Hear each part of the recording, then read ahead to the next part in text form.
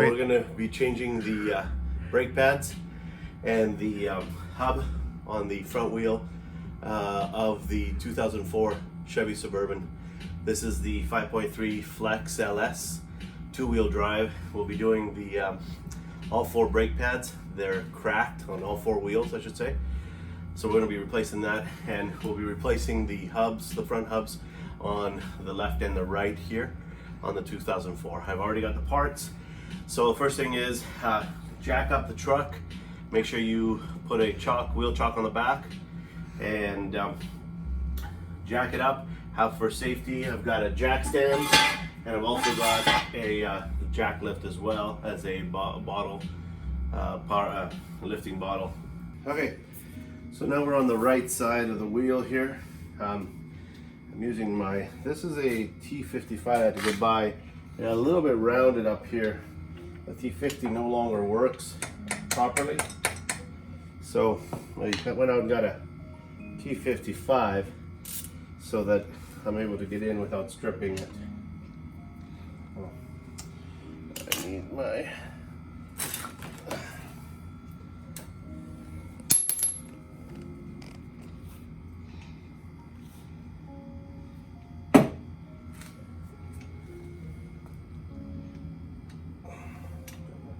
Just releasing the top bolt here. I'm tightening it, so that won't work. Need to work with it, not against it. There we go. And I'm going to release the bottom as well. And that, because I was messing with it yesterday, and I wasn't driving the vehicle. I just put it on so I can move the vehicle back. That's all I was doing. So it was pretty easy to come off.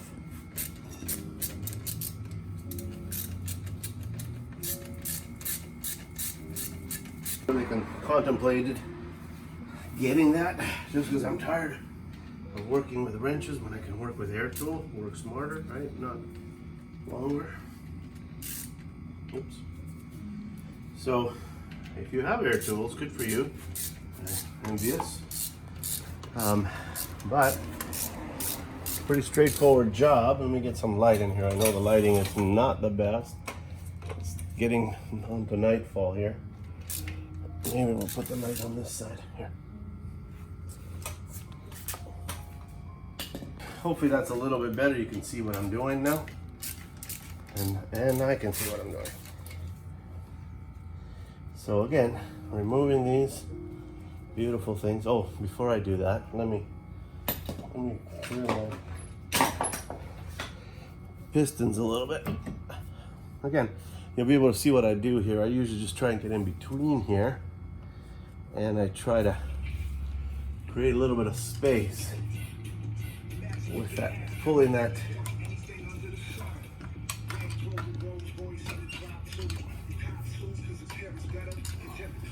piston back.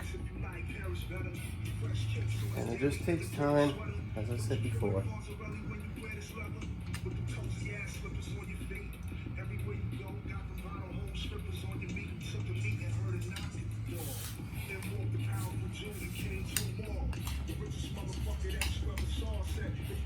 Apologize about the music, not sure what happened. There we got it. Okay, Google, stop. In the old days, I used to have to tell my kids, go turn the radio off. Now I can just tell Google. I love that technology.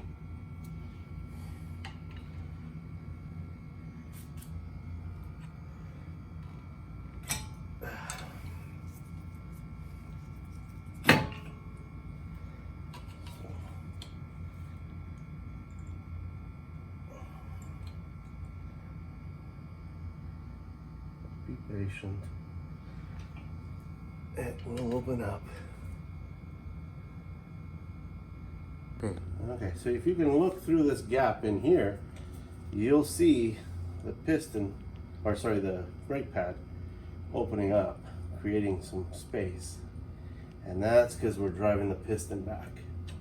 Again, a lot of ways to do this. Depends what you want to do. This is what I've just done, but Just be careful. And we're creating space. We usually just want enough that we can, and we'll pull that out. That should be enough. Brakes and all that. Some of it you need, some you don't. It's up to you. I try to be a little on the conservative when it comes to price. I enjoy working on them, so I really like this. But you could make it easier for yourself or harder, whatever way works for you. All right, so again, same process. We take that off. We're gonna have to compress that caliper, or the piston head here. And what I did is, I'll take this out and I'll show you guys on this one how I compress that. Okay. So I don't know if you can see this is damaged because of the screwdriver now, but right here is another. I don't know if you can zoom in, but again, we got cracks, almost like hairline cracks in here. That's no good. So, all right. So for compressing, well, I'll come back to that because I have to get the tool from the other side. But we need to remove these 3 bolts right here, here, and here to remove this assembly out. Okay. Remove this caliper shoe or housing, whatever. We need to remove this bolt right below and this one right above it. And I was messing with it so it won't be too tight, but the easiest way is use Percy again.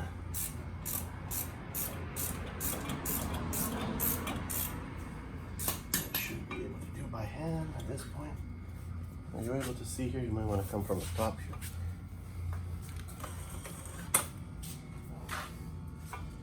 Apologize about the lighting. Not sure how that's working out there, but all right, there's one. Here will be the other one.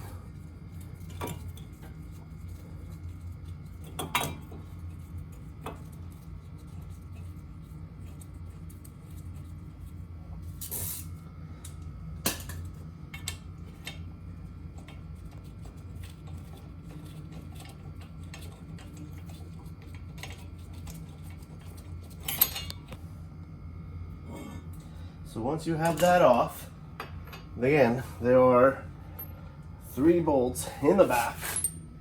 You may have to come around again. There are 3 bolts right there. Let me point it with the screwdriver. There, there, and back there. There are 3 bolts. You just need to remove that. That will remove the hub. We can, at this point now, remove all these other pieces. They're just in the way. There we go. And I don't know if you can hear it. Come closer, you might want to hear this. You can hear that grind. That's not good. And it's pretty loose. So this is imminent for failure at some point. So better, I'm already working on it. I might as well remove it, get it fixed. One of the local shops quoted me $400 for the brakes, the brake pads, and $750 to remove this hub. Yeah, so you think you can guess what I decided to do. A lot of money for something that anyone can do, as long as you have the patience and whoop,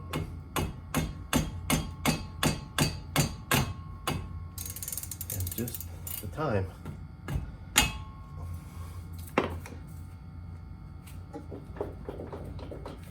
There we go. That's one. All right, so just, I got nothing but time right now. So I'm Don't mind doing the work on this.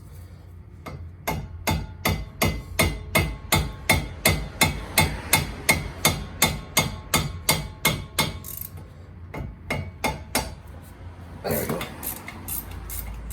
I don't have air tools, but I have Percy, the Persuader, as I said before.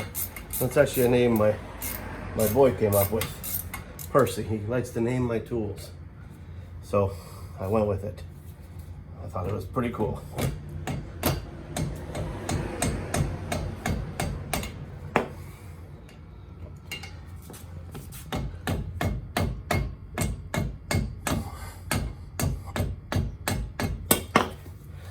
That's my air impact tool.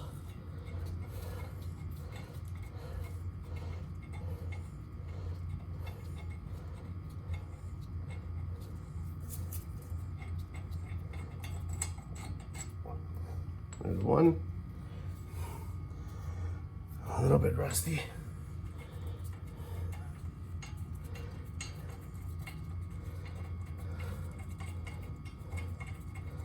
So I don't know if other vehicles are exactly the same process, but I would imagine it's very similar. Doing a front bearing or hub is a pretty straightforward job. I would imagine a lot of people can do. All right, so we have to disconnect. Come on in here, inside here. So inside here is a little clip that I need to disconnect because of the cable. It's the ABS brake. And if I can pull that out, otherwise, I will just disconnect that little.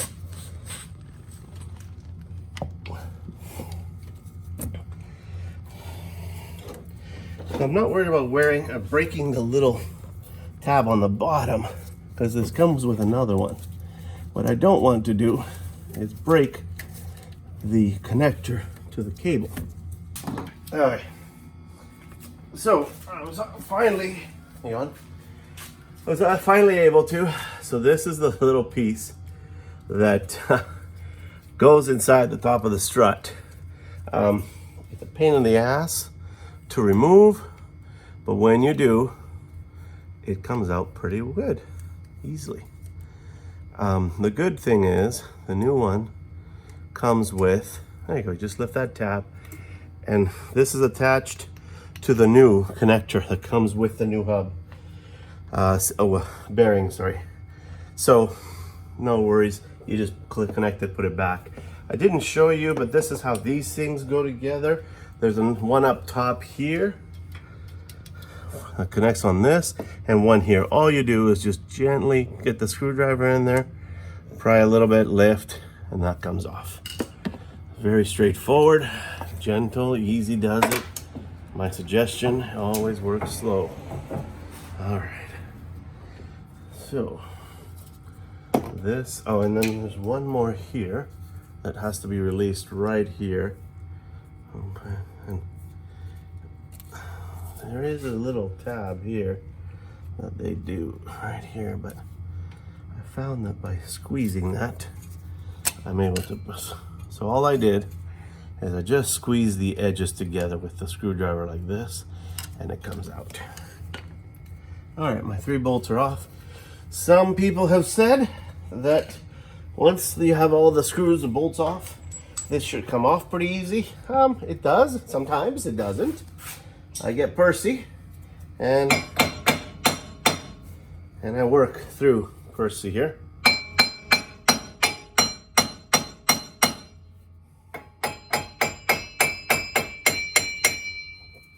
And this one doesn't want to come out as easy.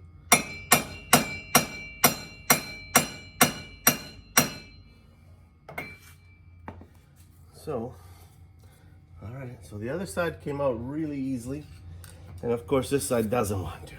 So, just gonna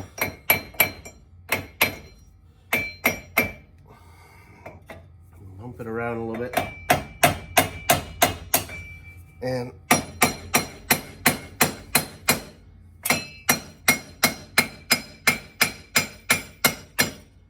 starting to get some separation. So there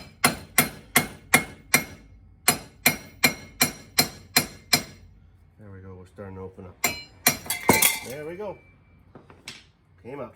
You can see this is pretty rusted out here.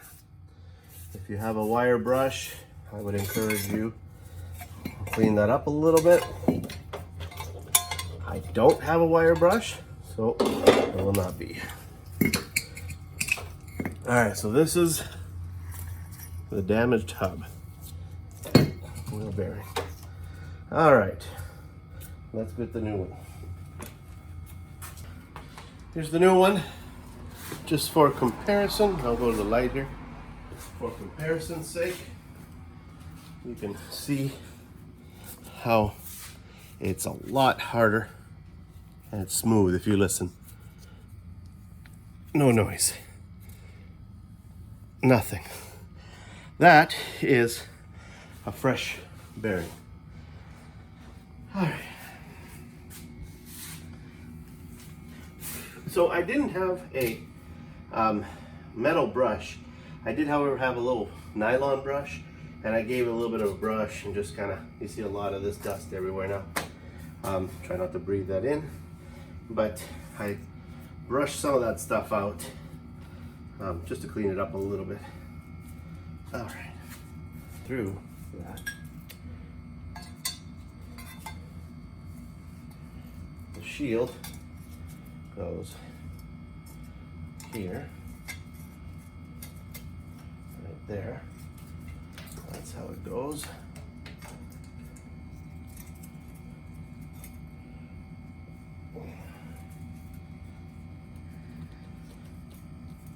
And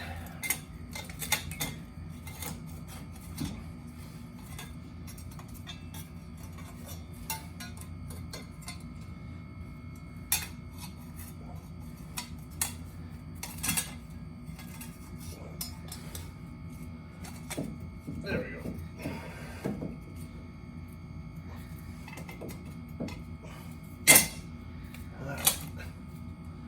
There she goes. We are in, and you can line up the bolt patterns, the bolt holes, I should say. We're not quite perfect there yet.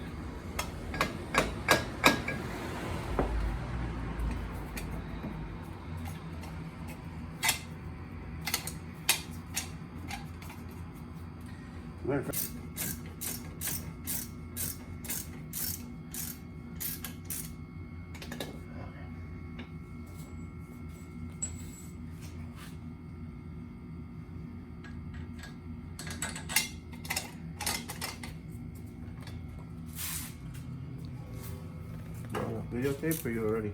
Yeah. On. All right, so all I'm doing is reversing everything that I did.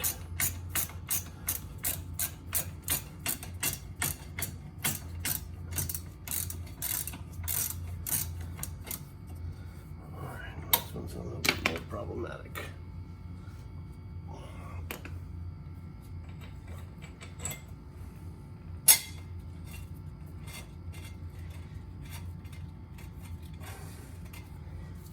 I'm trying to line up 2 out of the 3 with the hope that the third will just line up.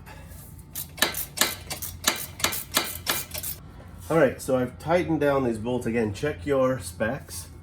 I don't want to represent any of that information. I don't know enough about it to tell you what it should be, so I'm not going to. But just check, it's all available. You can go to your manual. Again, I'm going to put this clip back in there. Ask your certified ASE mechanic. They'll help you if you need to. One thing I forgot to mention is this is so heavy, you'd never want to let this thing hanging down. I put it on top. Guys will rig something up where they can at the very least attach with a bungee cord. A bungee cord will help to keep it hanging without it taking all the weight on the cable. All right, so that is that piece. We can now put this piece back on. And before we do that, we want to put our disc brake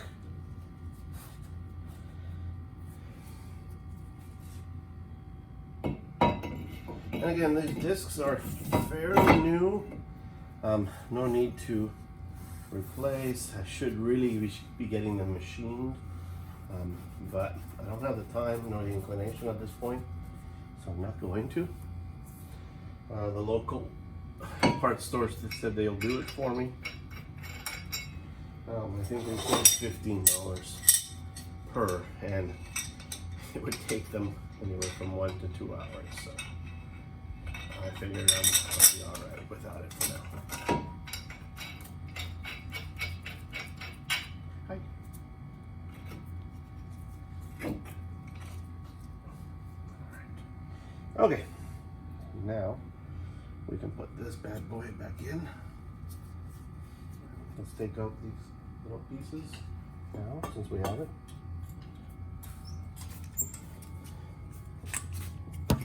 These metal clips.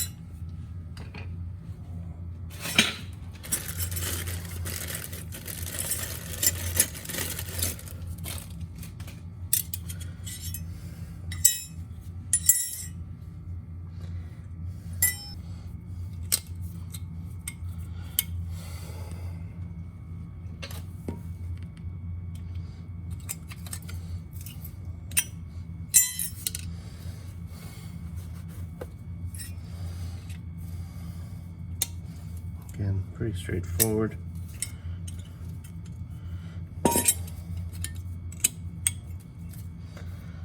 Okay, and then we'll be greasing this up once we get it on. All right, so we put this back on, back in bowl.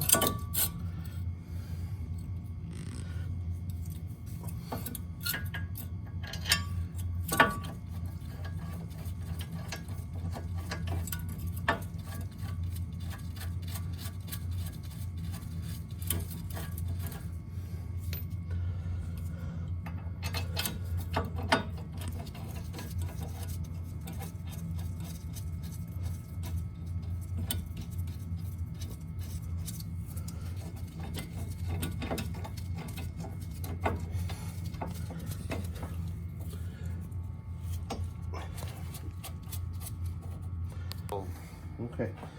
All right, so I finished putting this caliper on. I put the brake pads in underneath. Now it's time to finish this wiring. So I'm gonna just maintain this one that's already here. So I will remove this clip from the wire, and I will remove the other one because I already have, and they're fine. I'm not gonna mess with them. Leave well enough alone.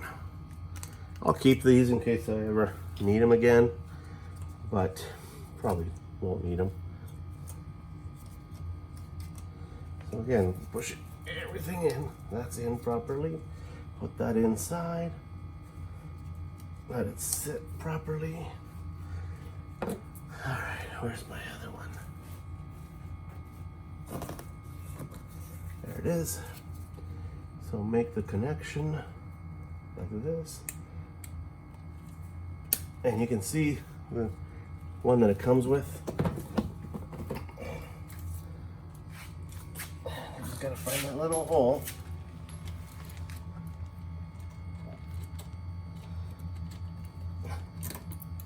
There she is. This goes the last one. All good. All the wires connected.